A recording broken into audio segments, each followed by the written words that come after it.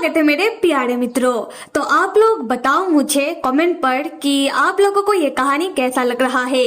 और अभी हम जल्दी से इस कहानी को आगे बढ़ाते हैं। जे रसोई में हाथों में छुरी लेकर पत्ता गोभी को ऐसे घूर रहा होता है मानो आज वो पत्ता गोभी को ऊपर पहुंचाकर ही रहेगा।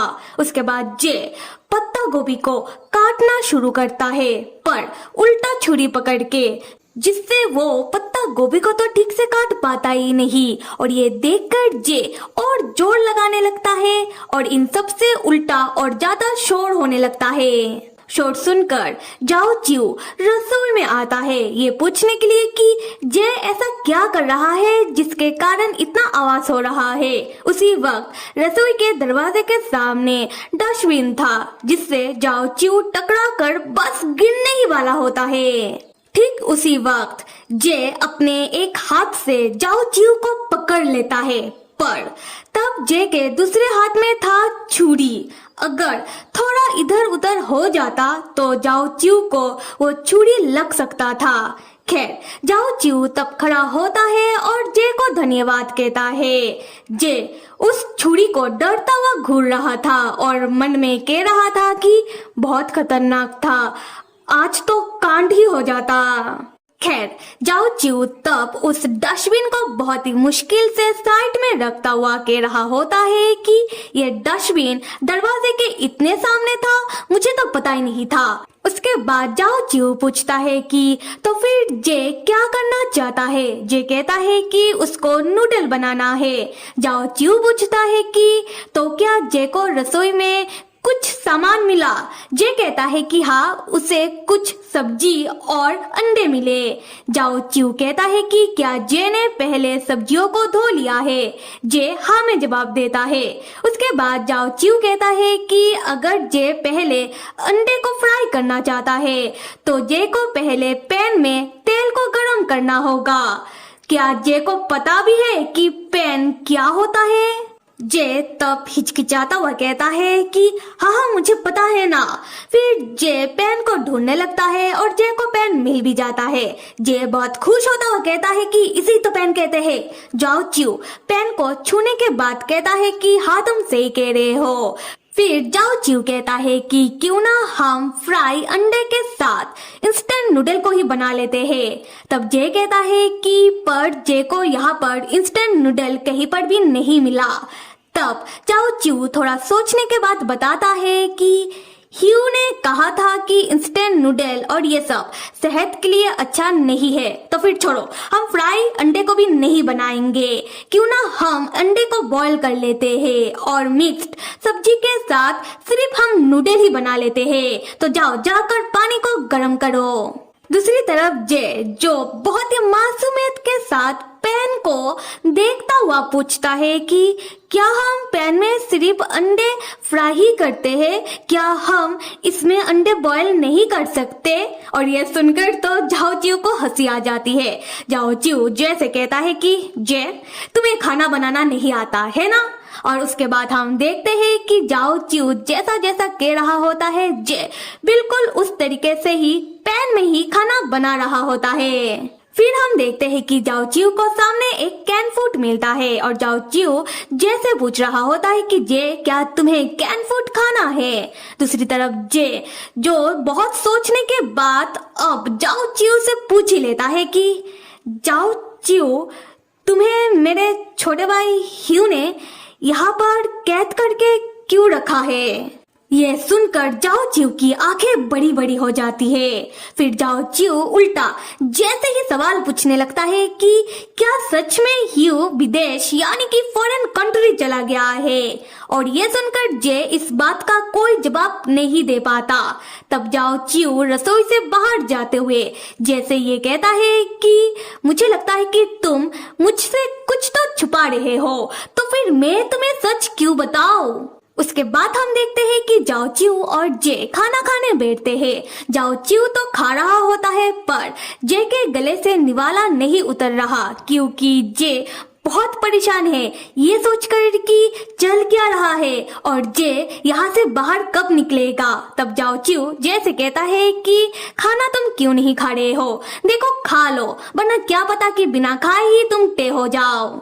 और मैं आप लोगों को बता दूं कि जे जो खाना खा नहीं रहा, ये बात जाओ जी को समझ आता है तब जब जे चॉपस्टिक को उठाता है उससे खाना खाने के लिए, पर जे तुरंत ही उस चॉपस्टिक को दोबारा टेबल में जोर से जब रख देता है और उसके आवाज से जाओ चिऊ समझ जाता है। खैर, जे कहता है कि उसको खाना खाने का मन नहीं कर रहा। जाओ चिऊ कहता है कि खाना खाना है तो खाओ, वरना मत खाओ। पर मैं तो ये सोच रहा था कि खाना खाने के बाद तुमको ब्लूप्रिंट की बची कुची चीजें भी समझा दूं। जे पूछता है कि यहाँ से बाहर निकलने में कितना वक्त लगेगा। जाओ चिऊ बताता है कि डिपेंड करता है कि तुम अपना भाई ह्यू का बनाया हुआ ब्लूप्रिंट के बारे में कितना ज्यादा जल्दी समझ पाते हो। और यहाँ पर ये दोनों तय करते हैं कि पेट पूजा तो हो चुका है, तो अब और समय बर्बाद करने का कोई फायदा तो है नहीं, तो चलो क्यों ना अभी ब्लूप्रिंट का बाकी ज्ञान भी ले लेते हैं। और यहाँ से हमें अपार्टमेंट की बिल्डिंग का बाहर का नजारा दिखाया जाता है, जहाँ बाहर जोर से बिजली गरज रहा होता है और तेज बारिश शुरू हो चुका होता है। और फिर से हम अपार्टमेंट के अंदर का नजारा देखते हैं कि रात के 9 बज चुके हैं और जाओ चिऊ जे को ब्लूप्रिंट के बारे में समझाने के बाद कह रहा होता है कि आशा करता हूँ कि तुम्हें समझ में आ चुका होगा और इस बारे में बाकी चर्चा हम बाद में करते हैं, क्योंकि बहुत रात हो चुकी है और अभी तुम जाकर नहा लो और फिर सो जाओ। जे खड़ा होता है और कहता है कि ठीक है, मैं दूसरे कमरे में सो जाऊंगा, पर इससे पहले मैं इस पूरे अपार्टमेंट को देखना चाहता हूँ, क्या पता कि कोई सुराग ही मिल जाए। और उसके बाद हम देखते हैं कि जे पहले आता है स्टडी रूम में, जहाँ जे देखता है कि स्टडी रूम में कंप्यूटर तो रखा हुआ है पर कोई नेट कनेक्शन नहीं है।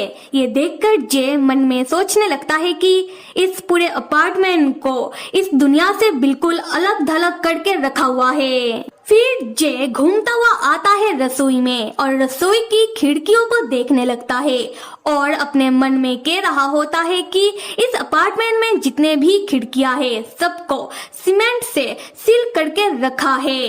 ह्यू मेरे छोटे भाई, ये सब करते हुए तुम्हें बहुत वक्त लगा होगा नहीं? अगर तुम्हारे साथ हादसा नहीं होता तो पता नहीं तुम और कितने दिनों तक जाओ चिऊ को अपने इस अपार्टमेंट में कैद करके रखने वाले थे।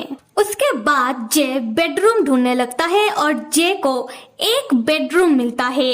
फिर जे जाओ चिऊ के पास आता है और जाओ चिऊ से पूछने लगता है कि जाओ चिऊ, क्या यहाँ पर बस एक ही बेडरूम है? जाओ चिऊ मुस्कुराते हुए जवाब देता है कि क्यों, क्या तुम्हारे छोटे भाई ह्यू ने तुम्हें नहीं बताया कि वो दोनों एक ही साथ सोते थे?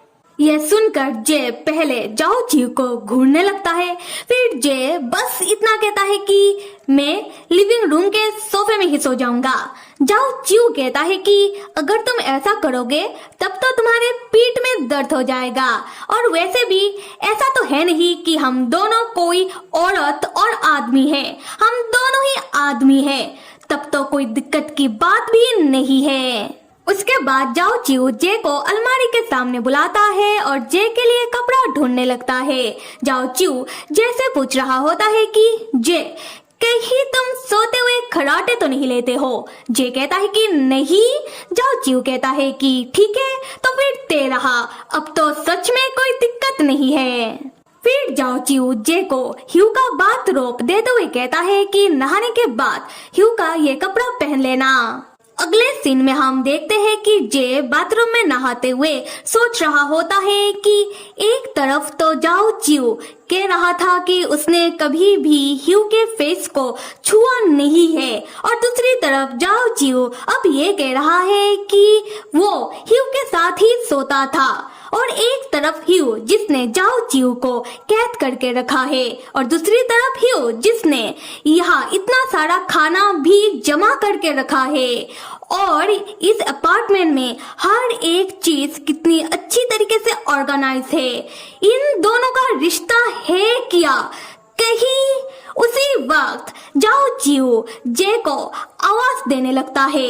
जाओ चिऊ जैसे कहने लगता है कि खुद को इतना भी मत रगड़ो कि घिस जाओ। और ये सुनकर जे को गुस्सा आ जाता है। जे मन में कह रहा होता है कि अब समझ में आ रहा है, अगर किसी का भाई ठड़की होता है तब लोग उसके साथ किस तरीके से बिहेव करते हैं। फिर जे नहाकर ह्यू का बाथरोब पहनकर बाहर निकलता है और जाओ चिऊ से कहता है कि मेरा तो हो गया, अब तुम जा सकते हो। और जाओ चिऊ जब नहाने चला जाता है, जे तब गौर से बेडरूम को देख रहा होता है और अपने मन में कह रहा होता है कि एक बिस्तर, एक फोटो फ्रेम जिसमें कोई फोटो नहीं है और जाओ चिऊ वो तो देख नहीं सकता, तो उसने तो ये सब नहीं किया होगा, तो पक्का ह्यू ने ही बेडरूम को सजाया होगा, बिल्कुल किसी नए नवेले शादीशुदा जोड़ों की तरह।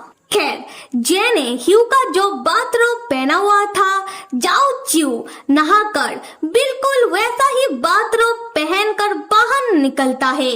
जाओ चिऊ तब जैसे पूछने लगता है कि जे क्या तुम कुछ कह रहे थे?